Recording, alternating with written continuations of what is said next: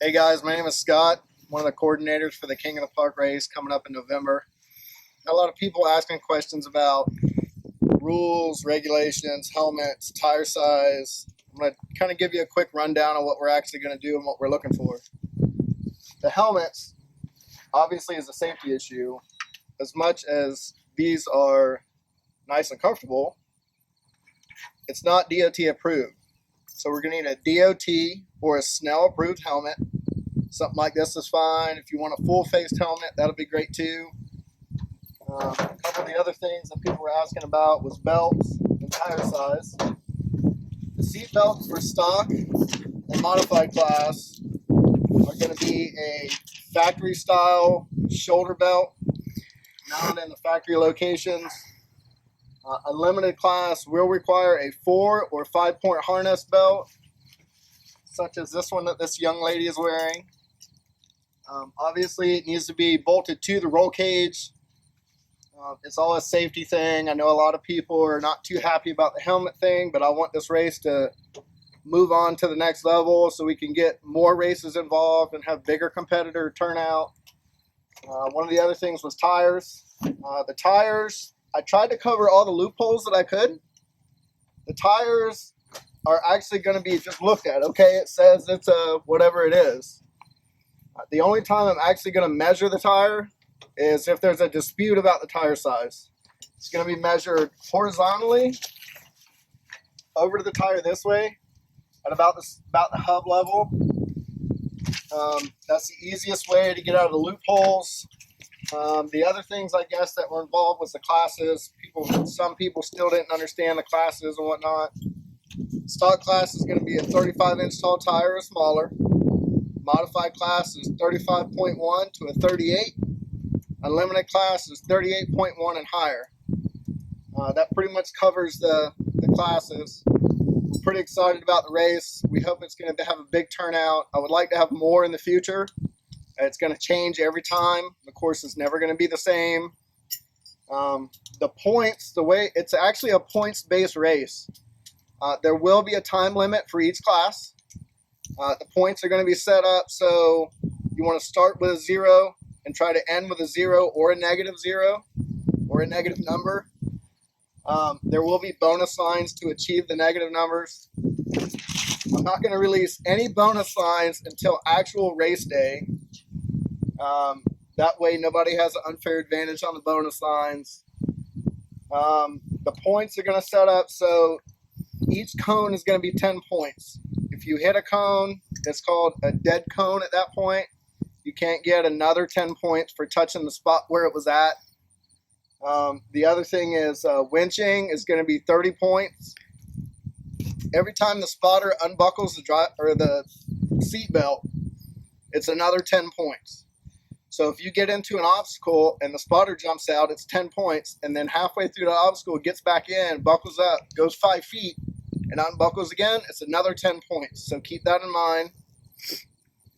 The winches aren't required. You don't have to have a winch. It's recommended. If you get in a situation on the course where you can't get yourself off of the obstacle and you're kind of dead in the water, you just can't go. If you don't have a winch, we're going to pull you from the course and get you out of the way because there's going to be people coming in behind you. So if any instance you get in a situation where you just can't go anymore, you become traction. You become traction, exactly. It will be up to the competitor that's behind you whether or not they want to eat cones to get around you or drive over you. It's going to be up to them. Each class is going to have a certain amount of time to do the actual course itself. This first time go around, I'm going to be real lenient on the times. If somebody finishes a little bit after the time that they were allotted to finish the course, it's just going to be used as a tiebreaker. You're not going to get disqualified. The other thing is a lot of people were asking about, is it a 2-day event? It is a 2-day event. Saturday, when you come in as a team, you're going to get assigned a number. Your car number is going to determine your points. They're going to report back to me. I'm going to get the points. On Sunday, the way you ran the course, you're going to run it completely backwards on Sunday. The order in which you ran the course is going to be completely backwards, as well as which class goes first from Saturday to Sunday. That will be completely backwards.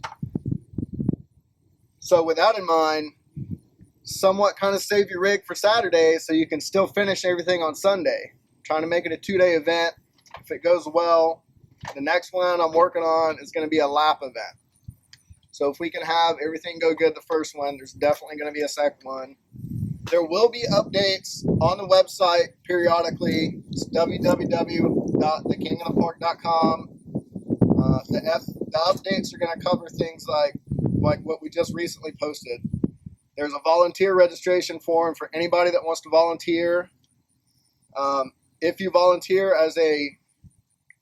register as a volunteer, you will get a shirt. If you go online and register it, I can guarantee you're going to get a shirt. If you just show up the day of the event, I'm not going to be able to give you a shirt. The shirts aren't going to cost anything for the volunteers. The other thing that we just put on the website is we have just announced we're going to have a practice day. It's going to be October 25th. It's going to start in the morning. Each class is going to have a 2-hour window to walk the course, run the course, strategize about the course, figure out who's who and what's what. Or if you want to physically run the course with all your safety equipment on, you can more than happy to let you do that too. There's only going to be a 2-hour window for each class. There'll be a 30-minute break between each class so I can reset the course for the next class. Once that's over for the day, we'll have a better understanding of who's going to do what and how they're going to do it. It'll just make it better for race day. The only way you're going to be allowed to participate in the practice day is to register before practice. You can do it online at the website, or you can do it on site on October 25th, that Sunday. We're going to have a booth set up so you can get registered.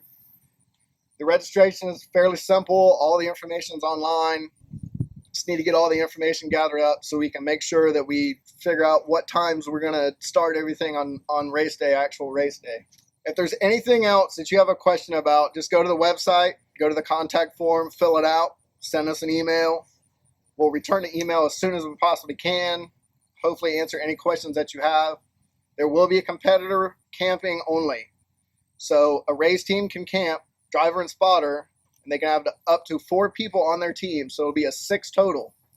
But that's it, nobody else. If you're not registered as a team member, you're getting moved out the gate when it's time for you to go. If there's any more questions, just hit up the website. Like I said, it's www.thekingofthepark.com. Thanks for watching, guys.